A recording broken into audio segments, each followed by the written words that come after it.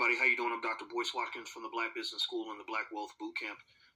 Dr. Martin Luther King is a person that's obviously iconic and respected and everything else. And almost inexplicably, a lot of Americans at least try to pretend like they admire Dr. King. And I think that's a good thing for the country. It says that people try to do the right thing, even if they don't. And Dr. King certainly deserves that respect and admiration. We would never say that he doesn't. But there are a few things that people don't really know and understand about Dr. King.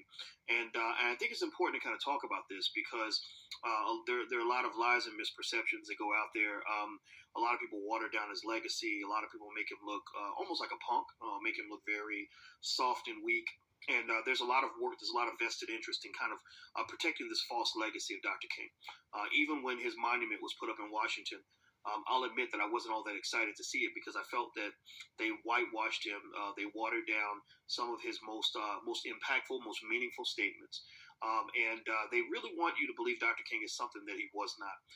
The first thing you should really know about Dr. King that a lot of people don't know is that Dr. King was very unpopular in his last years. In fact, if you look at the Gallup poll for the 10 most admired Americans in the country between 1963 and 1967, Dr. King was only on the list 2 times. And also, in fact, when they did a measure of how many people looked at him positively versus negatively, 1964, I believe, was when he won the Nobel Peace Prize. But in 1963, he only had 41% positive, 37% negative. And then in 1966, 2 years before he died, it was 32% positive and 63% negative. So a lot of people didn't like Dr. King at that time. And in fact, his perception had gotten so negative that Gallup just stopped measuring it. They didn't measure it in 67 and 68. And that was when he really started pissing people off. He actually started speaking about the war in Vietnam, which I believe was one of the things that led to his assassination. Dr. King was murdered by the government. Don't believe any stories about him being killed by some lone gunman and all this stuff. His family proved in court that Dr. King was killed by the government. It was proven in a lawsuit in 1990. And I think they wanted the public to know this, but of course the media really isn't going to put out that kind of thing because they don't want to upset the government. Washington Post, New York Times, some of these major news outlets, they're not going to upset the government to speak on behalf of something that might be important to black people. That's why they covered up the crack cocaine epidemic and how that started with the Iran-Contra affair back in the 1980s. Beyond that, Dr. King, he also spoke on something that probably got him into even more trouble, which was reparations and economic equality. Reparations and economic equality. This is probably the most important work Dr. King did, in my opinion, because really it's the economic equality issue that has really held black people back. Political advancements and civil rights are very nice, but they really don't mean much if you don't have any wealth in your community, if you don't have institutions in your community, if you don't have infrastructure in your community. And so if you hear some of Dr. King's speeches, especially when he started his Poor People's Campaign, which again, ironically, occurred right before he was assassinated, where he's talking about redistribution of wealth. He's talking about, he says, we're in Washington to get our check. And he's talking about the fact that in the early part of the 20th century, white people got a major set of handouts from the government. I'm talking about billions and billions and billions of dollars to develop economic infrastructure. They were in the Midwest in particular, but really all throughout the country. In the Midwest, they were given land. They were given land grant institutions. They were given low interest loans so they could farm the land with the best machinery. They were given all kinds of subsidies, all these things that gave them a leg up. And this wealth and this land is still in their families to this day.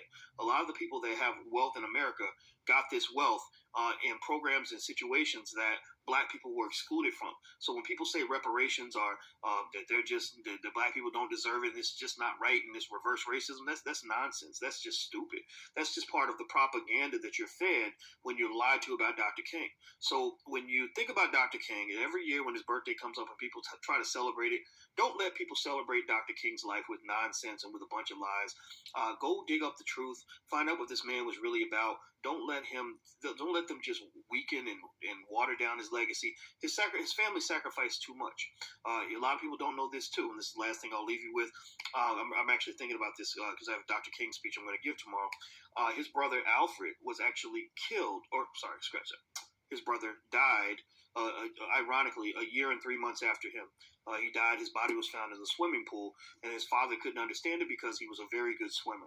Now, what does that mean? I don't know. He actually died in my hometown of Louisville, Kentucky, and and I don't think it was ironic that he was actually somebody that people considered to be in line to be the next president of the SCLC. So there's been a lot that's happened, a lot of sacrifices that have been made on our behalf, and it's really up to us to really pick up that torch and really carry that thing as far as it's meant to go. And you're not going to carry the torch to the destination if you allow media to lie to you and have you carrying the torch in the wrong direction. Forget the whole "we shall overcome" thing. Forget the whole, one-time speech, "I have a dream," and all this other stuff that people feed you at these really weak, watered-down Dr. King dinners.